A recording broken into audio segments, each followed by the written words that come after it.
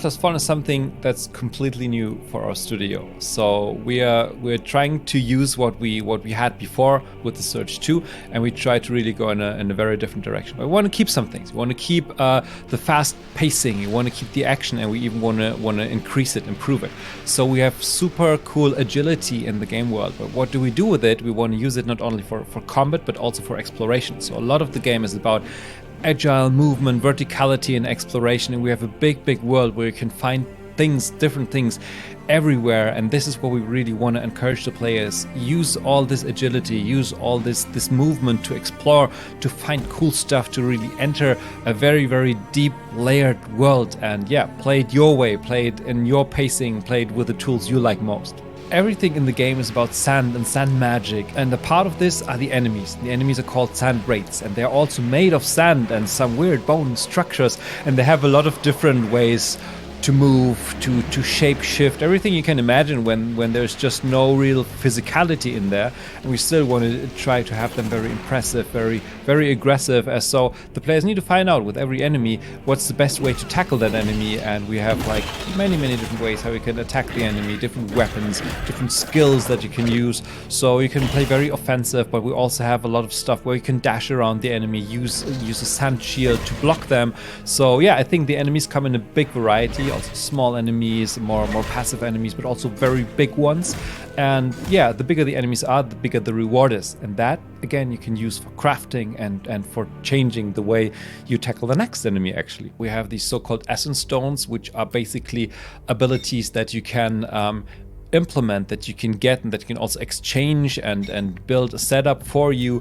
And yeah, we have a large variety of those. So there is really a lot that you get from fighting, that you get from exploration, quest rewards, or that you have to craft, where you find crafting recipes and build them.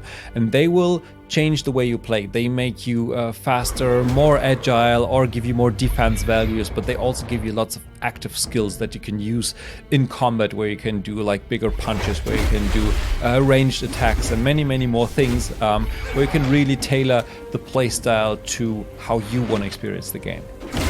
We really like to have people create what they want to play with and choose what they want to choose. So again, we'll have a character creator, but also in terms of skills, we have lots of things where you can play more offensive or more defensive, or like have better stats. There's different armors you can try out, and they have their pros and cons. And there's a lot of crafting in the game.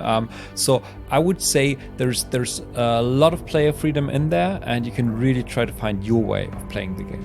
What makes it really unique is this mix that we have, the super fast-paced action, the agility, which is also in the exploration, and all this put together in a sort of medieval fantasy world. But this fantasy world is something that you haven't seen before and has a very strong focus. I think building all these things together and exploring with much verticality, with also air dash fighting abilities, stuff like that. I think if you put all this together, it's a very unique experience. So the world of Atlas Fallen has been terraformed aggressively by the gods that once inhabited the lands.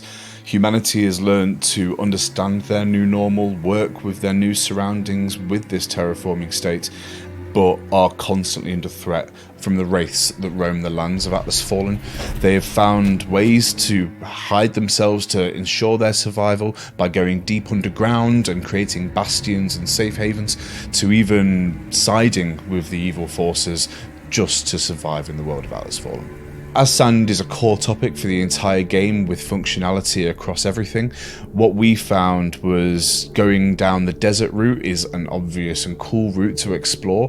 However, how does sand interact with other elements or other biomes? How does sand affect a forest? How does terraforming a huge castle with sand magic, how does that then actually work into the structures?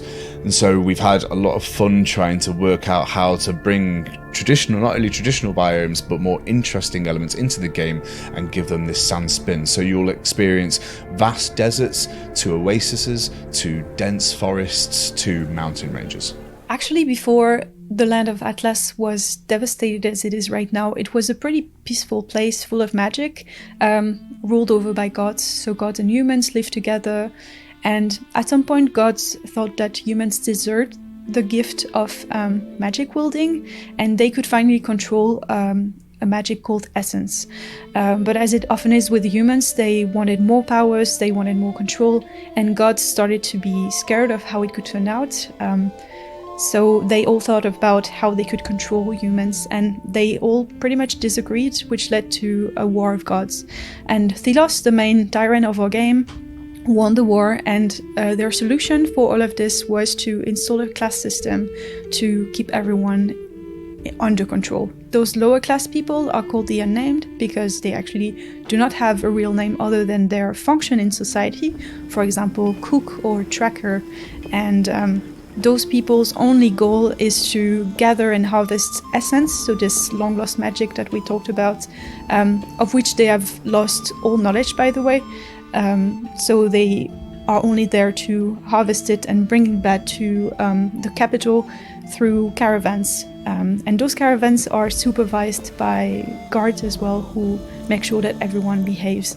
And of course we also have opposition, but those people were born into those positions, so it's hard for them to see better for themselves. But some of them yearn for change and are trying to organize a little resistance. And when our game starts, our hero will find themselves in this oppressive class system and will try to lead a rebellion to overturn this government.